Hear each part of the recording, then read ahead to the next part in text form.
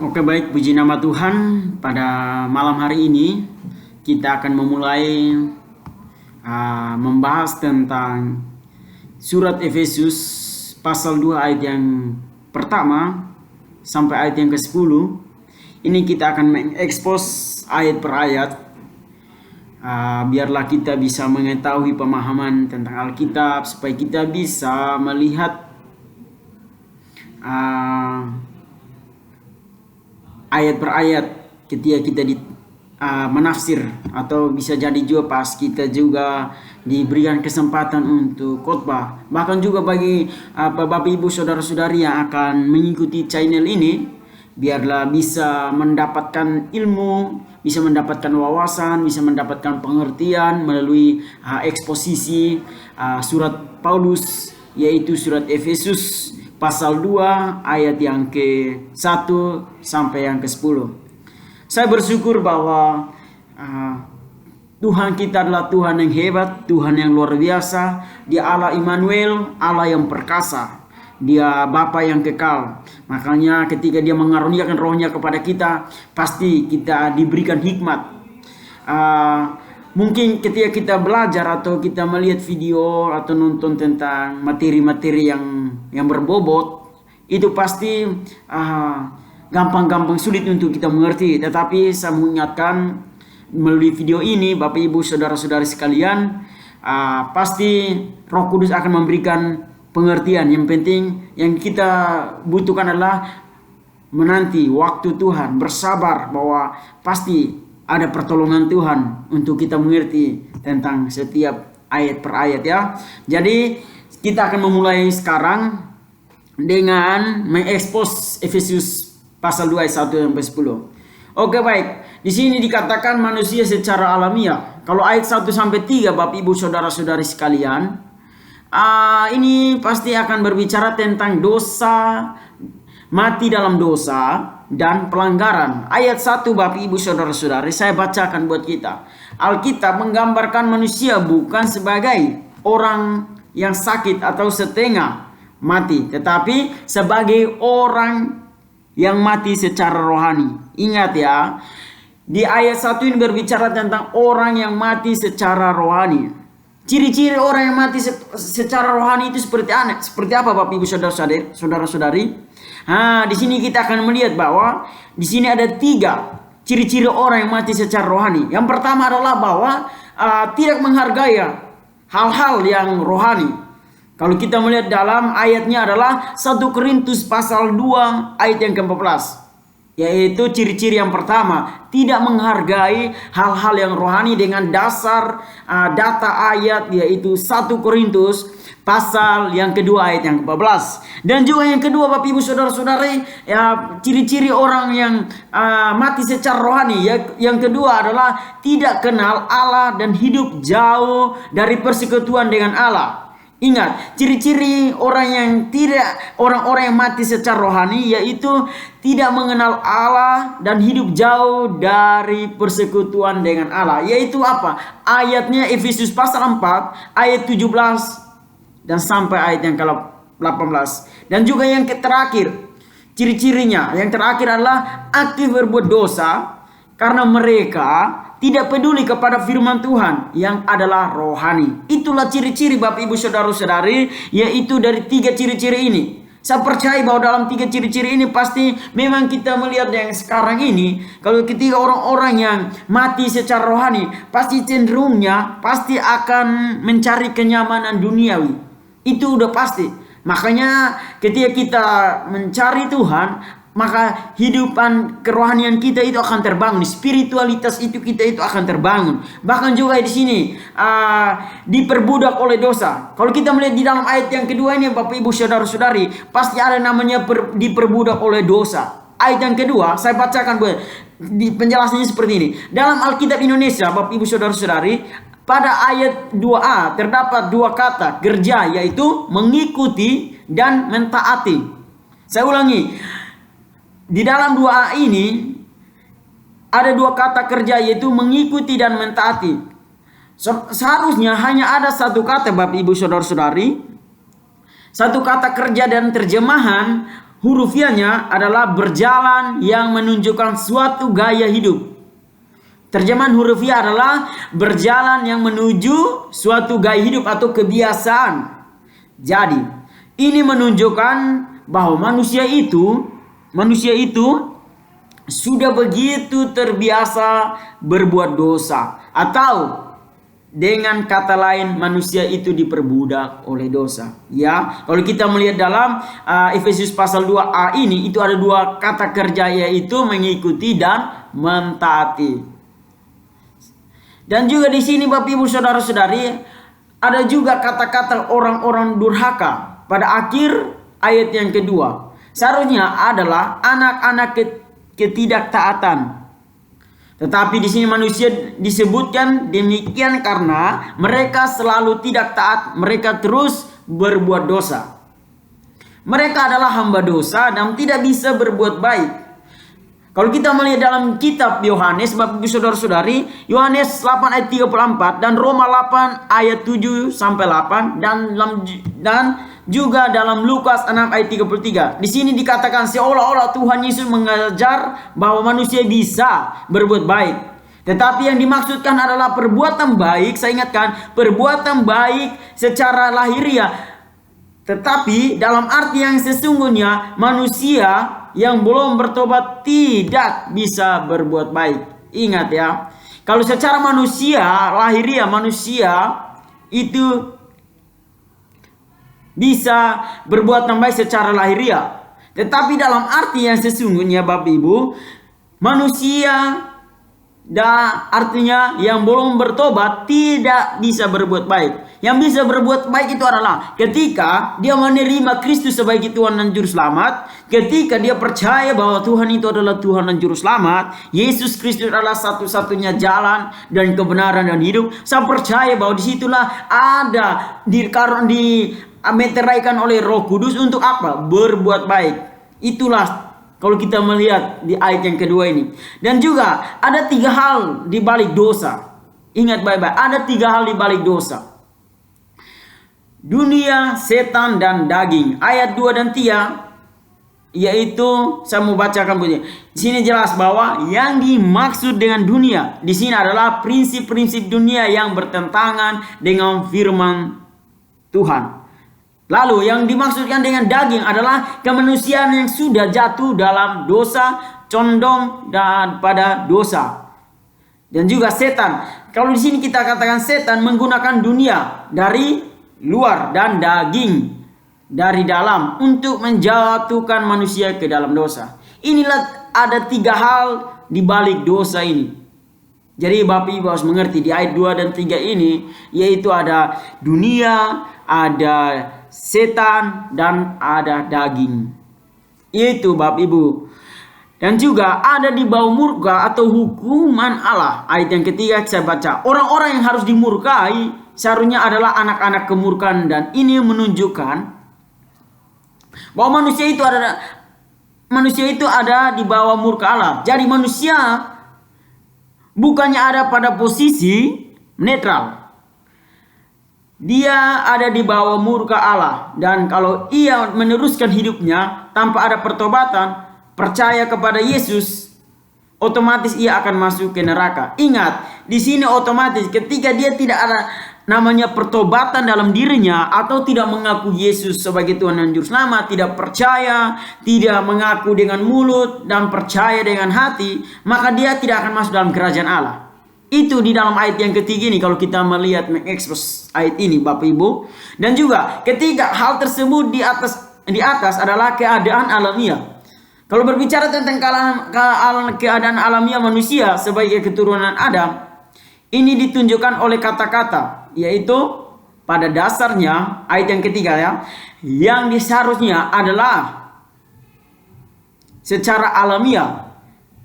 Jadi bayi yang baru lahir pun sudah ada dalam keadaan seperti itu. Artinya bahwa pada dasarnya ini, yaitu bahwa ketika bayi yang ada di dalam kandungan rahim ibu itu sudah ada yang namanya benih dosa, karena kita adalah yang keturunan nenek moyang kita adalah Adam. Dan makanya di situ Roma 3:23 Semua orang telah berbuat dosa dan telah hilang kemuliaan Allah. Nah, jadi karena anak-anak bayi dalam rahimnya ibu itu memang sudah ada benih dosa, yaitu dosa keturunan. Saya lanjutkan ya Bapak Ibu. Dalam menelia ini kita akan percaya bahwa penyertaan Tuhan sempurna buat kita. Dan juga ketiga hal itu mencakup, dari ketiga hal itu mencakup semua orang. Dalam ayat yang ke-1 dan 2 Paulus menggunakan kata kamu atau orang Efesus atau non-Yahudi. Dalam ayat 3 Paulus berkata kami orang Yahudi, dan dalam ayat 3 bagian akhir di sini dijelaskan Paulus berkata mereka yang lain. Ini seharusnya adalah sisanya atau the rest dalam bahasa Inggris ya. Jadi dari semuanya ini jelaslah bahwa ketiga hal itu merupakan keadaan dari semua manusia ya. Semua tiga hal ini semuanya datanya dari keadaan dari semua manusia. Dalam ayat 1 sampai 3 ini Paulus mengajak orang-orang Efesus untuk mengingat keadaan mereka dahulu. Hal ini kelihatannya bertentangan dengan apa yang Paulus katakan pada Filipi 3 ayat 13 sampai 14. Tetapi kita harus melihat sebetulnya dua hal itu tidak bertentangan. Kita harus melupakan masa lalu hanya kalau hal itu menghambat kemajuan iman kita. Tetapi kalau kita ingat keadaan kita dahulu sebagai orang berdosa, itu justru bisa mendorong kita untuk lebih maju. Itu bisa menyebabkan kita makin merasakan kasih Allah. Juga bisa menyebabkan kita lebih bisa mengampuni orang lain. Jadi mengingat masa lalu yang seperti itu jelas tidak dilarang. Ingat, maksud ayat ini dikatakan Paulus ini artinya ketika kita mengingat dosa kita itu tidak salah. Tetapi di sini menjelaskan ketika kita mengingat dosa kita, Bapak Ibu saudara-saudara semua yang akan mengikuti video ini atau menonton video ini, yaitu bahwa ketika kita mengingat dosa kita, kita semakin rendah hati kepada Tuhan, kita semakin tunduk kepada Tuhan, kita terus minta pertolongan Tuhan, kita minta penyucian daripada Tuhan. Itulah ketika kita ingat dosa-dosa kita, ingat perbuatan masa lalu kita. Tetapi disitulah supaya kita semakin rendah hati, semakin memiliki waktu yang intim dengan Tuhan. Kita lanjut Bapak Ibu saudara-saudari. Di sini juga kita akan melihat ketiga hal itu tidak bisa diperbaiki dengan pendidikan, hukum negara, lingkungan yang baik dan sebagai berikut. Yang bisa mengubahkan adalah kelahiran kembali atau regeneration. Jadi tiga hal dosa itu tidak diperbaiki dengan hukum negara, tidak diperbaiki dengan lingkungan sekitar, tidak diperbaiki dengan berbuat baik dengan semua orang. Tetapi yang ada kelahiran kembali atau lahir baru. Dalam arti lahir baru adalah kita percaya Yesus sebagai Tuhan dan Juru Selamat. Jadi itu ayat kita mengekspresi tadi itu ayat 1 sampai ayat yang ke-3. Efesus pasal 2 ayat 1 sampai ke-3. Bapak Ibu saudara-saudara, kalau kita masuk dalam ayat yang keempat ini berbicara pertama, kalau kita melihat ayat yang pertama, tetapi Allah. Kalau kita melihat tetapi Allah ini menunjukkan bahwa Allah lah yang mengambil inisiatif pada waktu ia melihat manusia secara alamiah itu. Jadi dalam ayat yang keempat ini tetapi Allah artinya bahwa tetapi Allah ini berbicara bahwa Allah yang berinisiatif untuk menyelamatkan manusia. Karena Allah punya kasih yang sangat besar untuk menyelamatkan saya dan Bapak Ibu saudara-saudara sekalian. Jadi di sini berbicara bahwa memang dalam skenarionya Allah lah yang berinisiatif untuk menyelamatkan manusia, bukan dengan kehendak kita sendiri, bukan dengan kehendak saya, kemauan saya untuk saya berbuat baik untuk selamat. Ya, kalau kita melihat ya di sini yang pertama, apa yang Allah lakukan atau inisiatif apa yang Allah lakukan? Kita lihat ya, di sini dikatakan ia menghidupkan. Kalau ayat 5 itu membangkitkan. Kalau ayat 6 ini lebih tepat kalau diterjemahkan, Bapak Ibu saudara-saudari, yaitu mengangkat, memberi tempat di surga. ayat 6 ini seharusnya adalah mendudukkan di surga. Artinya bahwa Dia menghidupkan kita, Dia menyelamatkan kita, Dia membangkitkan kita dari apa? Keterpurukan kita yang dulunya kita sudah mati secara rohani. Maka disitulah di ayat 5 sampai 6 ini berbicara tentang Dia memulihkan kita, Dia mendudukkan kita di dalam kerajaan surga. Karena apa? Karena Dialah yang berinisiatif untuk menyelamatkan Bapak, Ibu, dan saya sekalian, ya. Jadi di sini jelas-jelas bahwa ini seharusnya adalah mendudukkan di surga. Artinya Allah yang membangkitkan untuk, atau dalam ayat 3:16 ini mendudukkan kita di dalam kerajaan surga. Dan juga ini kita melihat juga ini semua sama seperti yang dialami oleh Kristus, yaitu kebangkitan, kenaikan ke surga, duduk di sebelah kanan Allah Bapa, ya. Yaitu Yesus mati, Dia bangkit, dan ketika Dia naik ke surga, Dia berkata duduk di sebelah kanan Allah Bapa, ya. Dan juga di sini adanya biasanya mistikal atau union, sama dengan yaitu persatuan mistik. Kalau kita melihat antara Kristus, kalau lihat ya, antara Kristus dengan orang-orang pilihan, atau menyebabkan apa yang dalam oleh Kristus juga dialami oleh kita. Artinya bahwa ketika Kristus mengalami hal yang seperti itu, kita juga mengalami seperti itu. Dalam arti bahwa antara Kristus dengan orang-orang pilihan menyebabkan apa yang dialami Kristus juga dialami oleh kita, yaitu Kristus mati untuk menyelamatkan kita. Artinya bahwa kita juga harus mati terhadap, artinya kita matikan keinginan daging atau dosa kita. Ya, Bapak Ibu Saudara-saudari, karena itu kata-kata kerja dalam ayat 5 dan 6 ini ada dalam bentuk lampau atau past tense. Dan juga bagian ini juga Ia menyelamatkan, Allah menyelamatkan. Ayat 5 dan 8 ini berbicara apa artinya keselamatan, Bapak Ibu Saudara-saudari. Ya, di sinilah yang kita, apa arti dari keselamatan itu, Bapak? Keselamatan adalah lebih dari sekedar pengampunan. Ingat, apa arti dari keselamatan? Keselamatan adalah lebih dari pengampunan. Karena apa? Keselamatan itu Allah menyelamatkan kita untuk memindahkan kita dari hukuman yang kekal, untuk mendudukkan kita atau membangkitkan kita atau lebih tepat lagi, Dia menyelamatkan kita untuk masuk dalam kerajaan Allah, ya. Bapak Ibu Saudara-saudari, di sini jelas-jelas ini apa keselamatan. Keselamatan adalah lebih dari sekedar pengampunan. Keselamatan adalah pembebasan dari 3 hal yang merupakan keadaan manusia secara alamiah yang sudah saya bahas di atas, ya.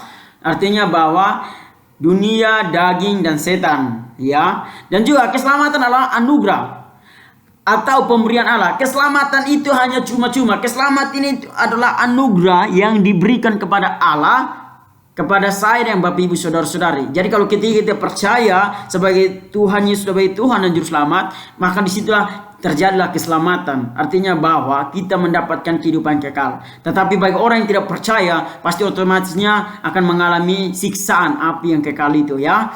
Jadi sini kita melihat, ya, pemberian Allah ini dinyatakan oleh ayat yang ke-8. Sebab karena kasih karunia kamu diselamatkan oleh iman, itu bukan hasil usahamu, tetapi pemberian Allah. Artinya bahwa ini semua karena oleh iman. Orang selamat karena apa? Bukan karena perbuatan baik saya dan Bapak Ibu, tetapi apa? Di sini ayat 8, kita selamat itu karena iman, karena kasih karunia, semua karena kasih karunia. Yang pertama, kita percaya kepada Kristus oleh kasih karunia-Nya.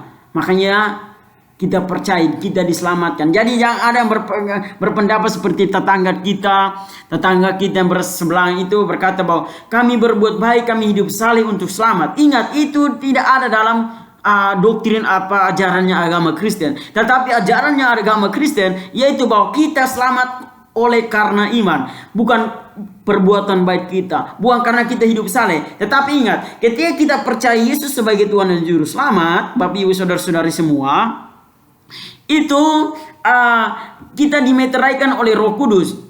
Di dalam diri kita ada Roh Kudus. Dalam diri kita ada Roh Kudus, maka disitulah ada buah roh, 9 buah roh itu dalam Galatia pasal 5 ayat yang ke-23 dan 22 sampai 23. Itu dari kasih, dan yang terakhir ada penguasaan diri. Makanya ketika orang Kristen yang sudah menerima Yesus sebagai Tuhan Juru Selamat, di dirinya itu ada dimeteraikan oleh Roh Kudus. Di dirinya ada Roh Kudus. Disitulah ada manifestasi 9 buah roh itu. Ya Bapak Ibu. Dan juga di sini kita melihat banyak orang yang menafsirkan bahwa kata itu menunjukkan pada iman. Tetapi kata itu seharusnya ini atau it's dalam bahasa Inggris ya. Dalam bahasa Yunaninya ada dalam bentuk netral ya. Dalam bahasa Yunani itu adalah bentuk dalam netral.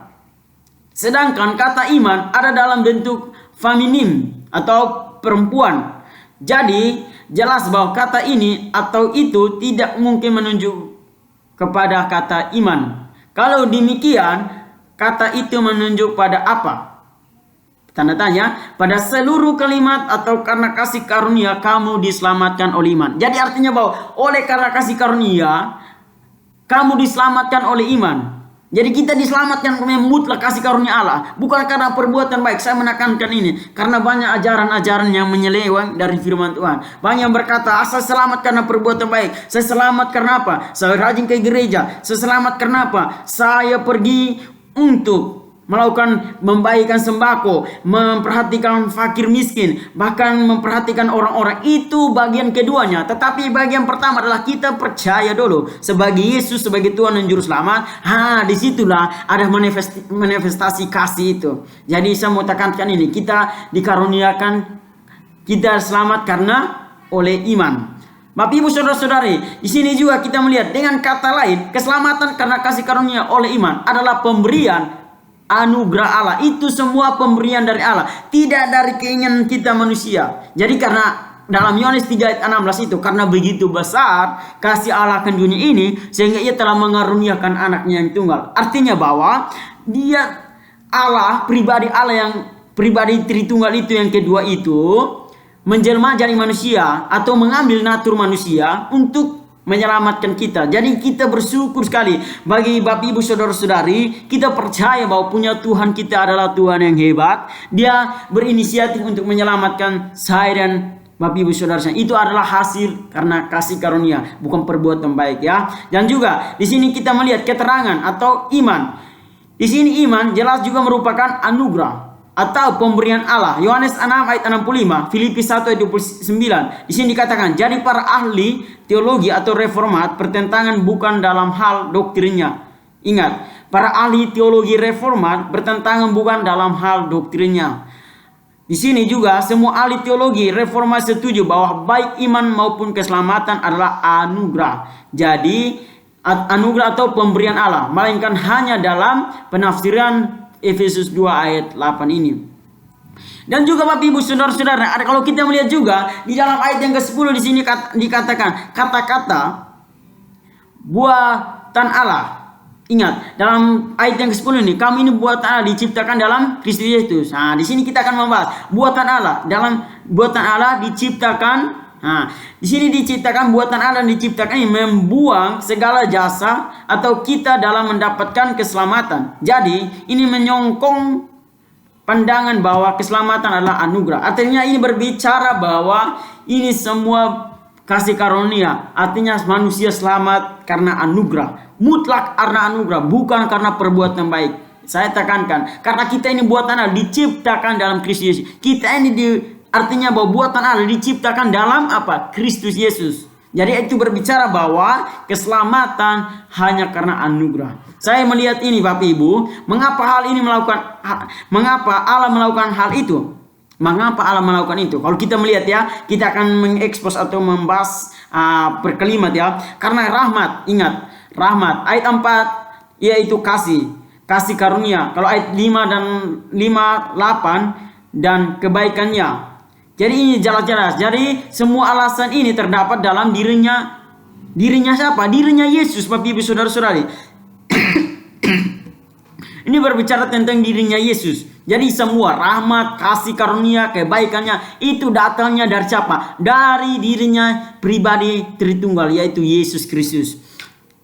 Kebaikan datangnya dari apa? Dirinya Yesus Kristus. Jadi ini menyelamatkan bukan karena apa yang ada pada kita, misalnya kebaikan. Jadi artinya bahwa dia menyelamatkan kita, Bapak Ibu, Allah Tritunggal, Bapa, Anak dan Roh Kudus itu, dia menyelamatkan kita bukan karena dia melihat kita di dalam diri ini ada perbuatan baik, makanya Allah mau menyelamatkan kita. Itu bukan seperti itu pandangan. Tetapi di sini berbicara bahwa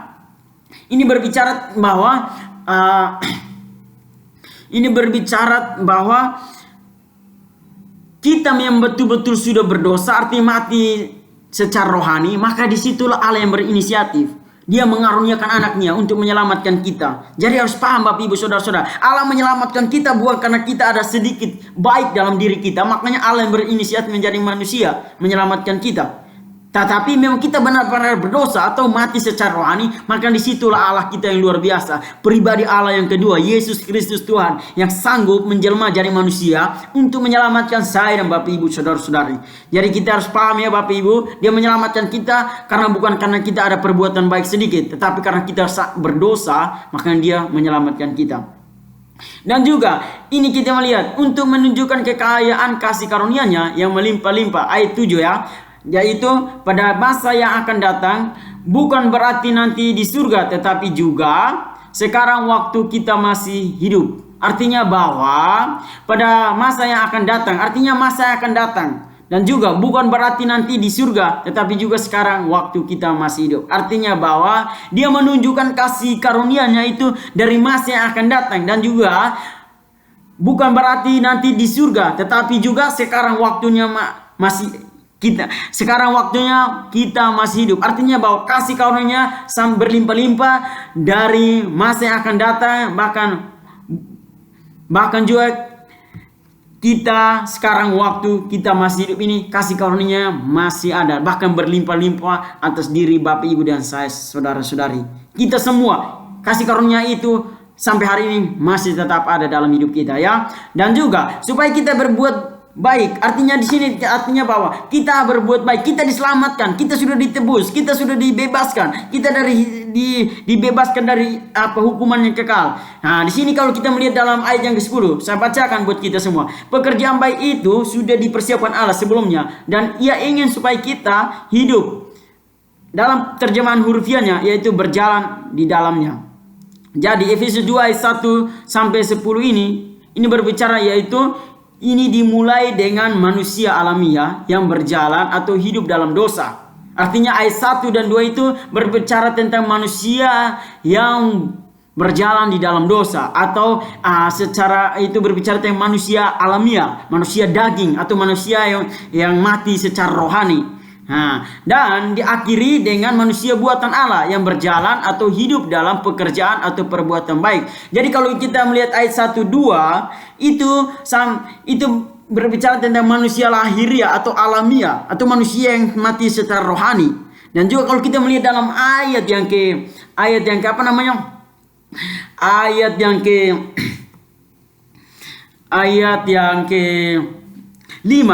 45 itu sampai ayat yang ke-10 itu berbicara tentang kita diciptakan kembali, kita perbaharui, kita diubahkan, kita diselamatkan oleh kemurahan Allah, kita diperbaharui atau kita dibentuk, kita dilahirkan kembali. Ya, jadi Bapak Ibu tahu kalau ayat 1 2 itu berbicara tentang kemanusiaan yang mati secara rohani. Tetapi kalau masuk dalam ayat 4 sampai ayat 10 itu berbicara tentang kasih karunia-Nya Allah. Itu semua berbicara tentang ciptaan kita yang kembali, artinya lahir baru kembali. Jadi Bapak Ibu Saudara-saudari, jadi semua itu terjadi karena kasih karunia Allah. Jadi semua kalau kita mengekspos dari ayat 1 sampai ayat yang ke-10 ini berbicara otomatis mutlak bahwa kita manusia diselamatkan benar-benar karena kasih karunia, bukan karena perbuatan kita, tetapi ini benar-benar kasih karunia. Saya percaya bahwa penyertaan Tuhan sempurna buat kita. Saya tahu bahwa Tuhan itu berbelas kasihan kepada siapa Dia mau berbelas kasihan, kepada siapa Dia mau bermurah hati, yaitu Roma 9 ayat yang ke 15. Itu Allah berfirman kepada Musa. Jadi juga Allah itu menyelamatkan kita benar-benar kasih karunia-Nya, bukan karena Dia melihat kita ada perbuatan baiknya. Jadi dari ini yang saya bagikan, harapan saya menjadi berkat, bahkan Bapak Ibu yang akan menonton video ini atau penjelasan ini, materi ini tentang temanya adalah kasih karunia Allah dengan pembahasan di dalam Efesus pasal yang ke-2 ayat 1 sampai ke-10 ini, itu berbicara tentang kasih karunia Allah. Jadi saya selesai. Nanti kita akan lanjut lagi di video-video berikutnya. Harapan saya dukung channel ini dengan share, komen, like, dan bagikan ke semua orang bila mereka diberkati. Sekian dan terima kasih. God bless you all.